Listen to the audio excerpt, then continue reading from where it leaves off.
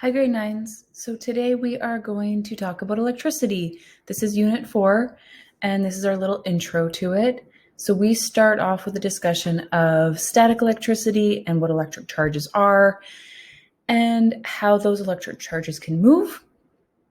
Then we go into how different materials have different abilities to allow electron flow. So in order to determine whether you have successfully learnt this outcome, you should be able to explain the role of subatomic particles in the charge of objects. You should be able to apply the electrostatic laws, and you should be able to identify and explain the materials that are conductors and insulators of electricity. So most of you guys have done this in your childhood. If you would take a balloon and rub it on your head, can the balloon stick to all surfaces? Why or why not? So thinking about that, most of you guys know that if you rub a balloon on your head, it will stick to most surfaces. But try it at home if you have a balloon. Does it actually stick to all surfaces? Okay. This discussion always brings into usually our demonstration on Van de Graaff generators. If you want to, I will link these in the video. This is just Steve Spangler and demonstrating how the Van de Graaff generator works and how it connects to our topic today in regards to electrical charges. And then they also, on Mythbusters, of course, tried to build like a ginormous Van de Graaff generator and to see if it could actually, the shock or voltage that would generate from it, if it could actually kill somebody. And I will not spoil the surprise. So what are electrical charges? This is a concept we covered in our chemistry unit. So this is a little recap. An electrical charge is a result, this is an important piece, of an unbalanced amount of positive or negative charges. Okay, so we need to remember first that all matter is made up of atoms. Atoms contain small particles, we call those subatomic particles, protons, neutrons, and electrons, and some of these particles have an electric charge. Protons have a positive charge. Neutrons are neutral, they have no charge, hence the 0, and electrons have a negative charge. So the unbalance of the positive and negative charges is what creates an electrical charge.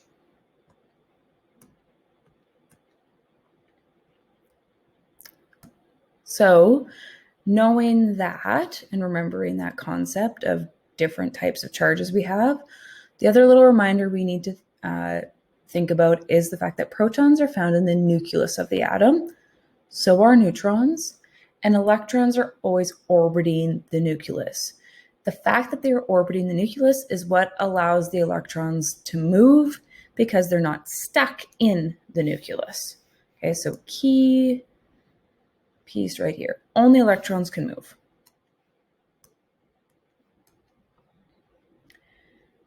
So how do you actually get a charge? An object can develop a charge by friction.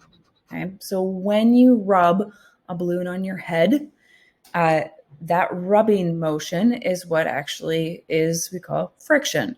Okay, and when those objects are rubbed together, electrons, because they can move, are transferred from one object to another. Okay?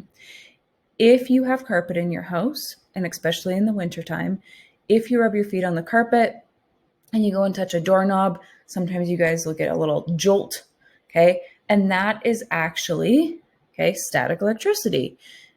And what's happening is the object, you, has an unbalanced charge because you've built up a charge because the electrons have moved from the carpet to your body.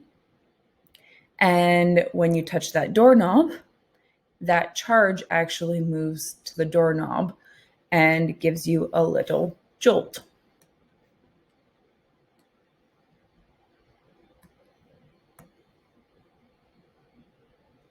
Okay, so If an object has more protons, okay, so this is a Van de Graaff generator or a diagram of it.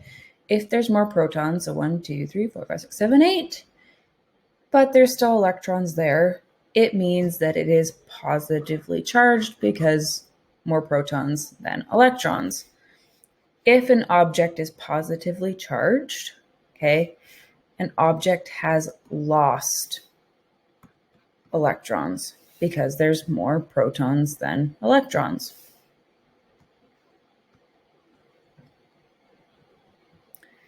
If an object has more electrons, so in this example, you can see the object. This is how I would draw my protons and electrons. I have 12 electrons here and only 8 protons. So this would be classified as a negatively charged object. Okay. It didn't lose protons because protons can't move. The object actually gained electrons.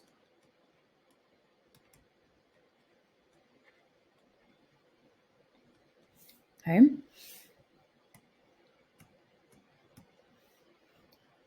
And if an object is neutral, okay, that means that it has equal protons and electrons. Objects, okay, ideally want to have equal electrons and protons. That's their kind of goal. So only electrons can move, though. So what does this actually mean? How does it kind of play into what we see with the balloon sticking to objects and or making our hair raise up? Okay. The reason those things happen is because the unbalance of charges creates this force. Okay? And these are our laws I was talking about. Okay? These are our electrostatic laws. So the law of attraction is that opposite charges attract. So if you have a positively charged object and a negatively charged object, those objects will end up attracting each other. If the two objects have the same charge, so let's say this one's positive, the objects are going to repel each other. Or if they're both negative, they're going to repel each other. So those are two of the electrostatic laws. And the third one is the fact that a charged object, so positively charged, and a neutral object will end up attracting each other, or a negatively charged object and a neutral object will attract each other. Okay, so only electrons, this is a little reminder, keep this in mind constantly, only electrons are capable of moving from one object to the other. Protons stay in place. So, a neutral object. If I was to draw a neutral object, I need equal protons and electrons. So here are two neutral objects. 3 protons, 3 electrons, 3 protons, 3 electrons. If you rub those two objects together, okay, electrons can move from one object to the other. And how you know which object is going to lose or gain will depend on how loosely or tightly they hold onto their electrons, which we're going to talk about with conductors and insulators. So in this case, this wool here, okay, loses its electrons, and your other object gains. So this guy gains electrons. This one loses them.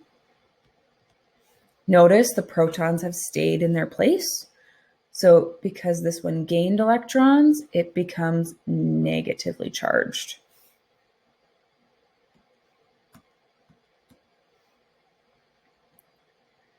And then similarly, if you have neutral objects, so two neutral objects still that rubbing together, okay, This one has gained, but this one has lost. It only has 1 electron and it has 3 protons.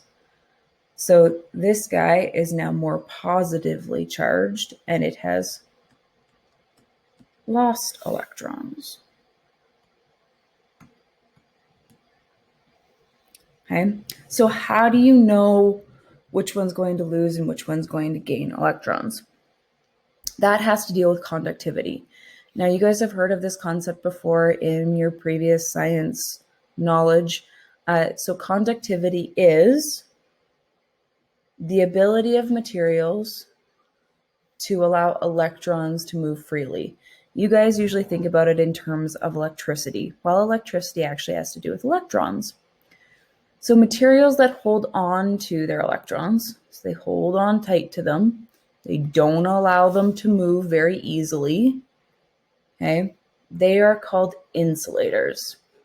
So these are the ones that are going to restrict electron movement, and we don't usually use these when it comes to in a circuit and allowing electricity to flow. Where conductors are really good at allowing electricity to flow through them. And that's because they allow their electrons to move or to flow through. They don't hold on to their electrons very easily, which allows them to conduct electricity. So examples, insulators, okay, and this would be a key piece, kind of what I already said. Insulators, the electrons are bound tightly to the nucleus because they're orbiting around it. They don't want to let go of them. So they resist movement. Okay, so they hold electrons tightly.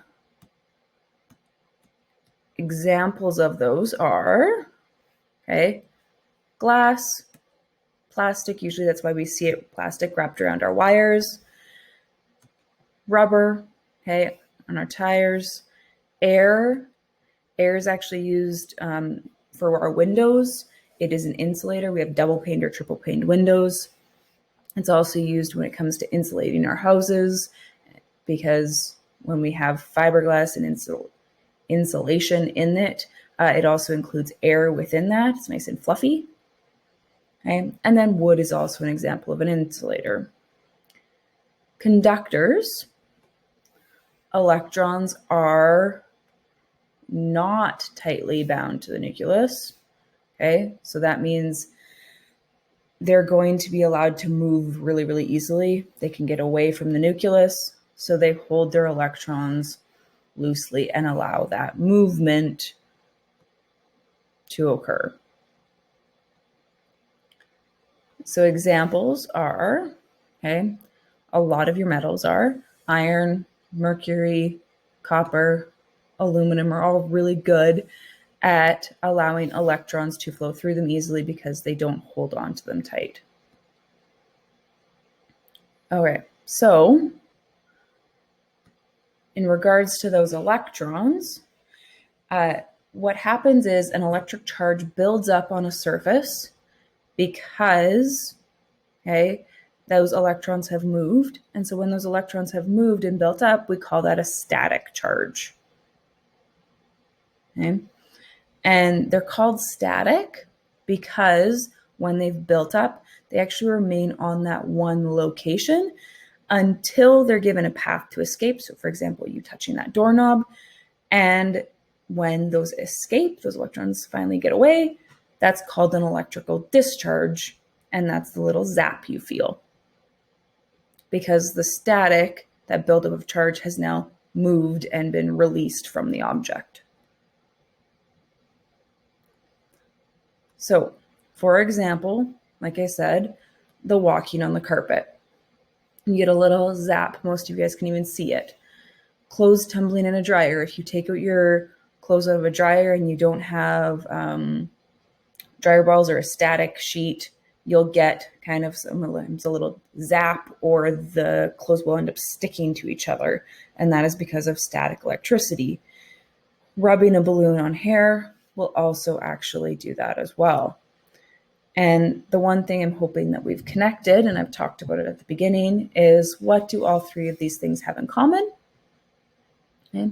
And that's the fact that the friction, the rubbing of the two objects, actually had to occur for the electrical charge to transfer and build up.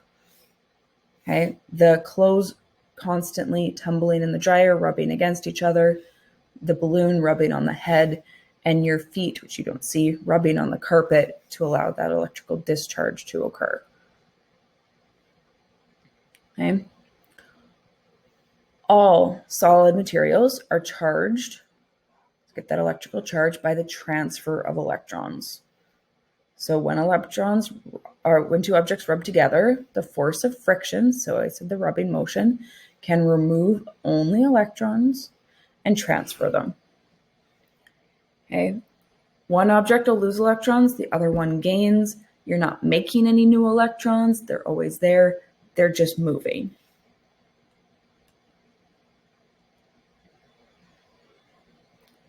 So overall, I want you to pause and think about how you would fill this in. So insulators, what do they have to do with electrons? And resistance. So resistance meaning, do they resist the electron movement, or do they not resist electron movement? So insulators, okay, tightly hold on to their electrons, which means they have high resistance. They're going to resist and not allow electrons to move easy.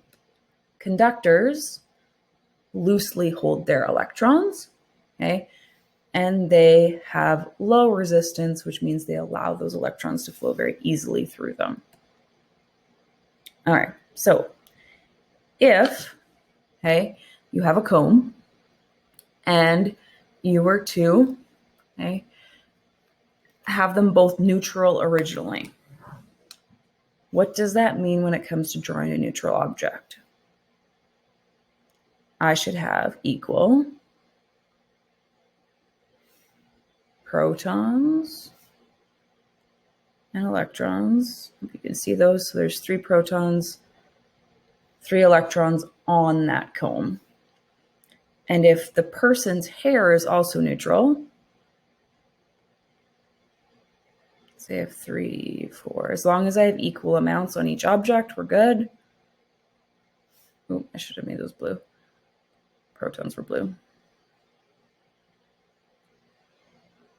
Okay.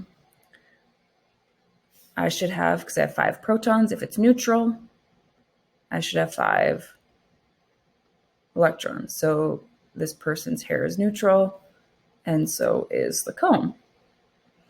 Now, if you were to take that comb or take a balloon, okay, and rub or move that comb through the hair, okay, what's happening is those electrons from the human hair, I'm hoping you can see this, is going to move to the balloon when that rubbing happened. Okay, so the protons have stayed. So there is still 3 protons on the comb, and there is still 5 protons on the person's head, or my head. Now the electrons, because of the rubbing motion, have actually now moved, okay, from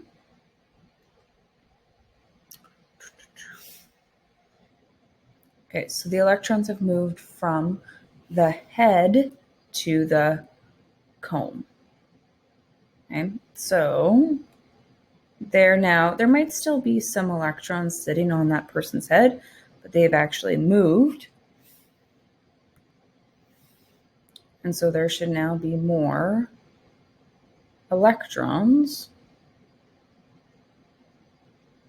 So I had 1, 2 left over on the head, which means I had 5, so I'm going to lose 3. 1, 2, 3, 1, 2. So now the comb, because it has an affinity to gain, it wants to easily gain the electrons. This is going to be negatively charged because it's gained electrons. And the person's head is positively charged. It has more protons than electrons, and it has lost electrons. Okay. And then to continue this demo, right, the rubbing of the balloon. Okay. Now, if I was to take this balloon, it's going to stick on a wall. Okay. And the reason that balloon actually sticks to the wall is because that balloon is negatively charged and the wall is neutral. And that is the law of attraction of a neutral object and a charged object being attracted to each other.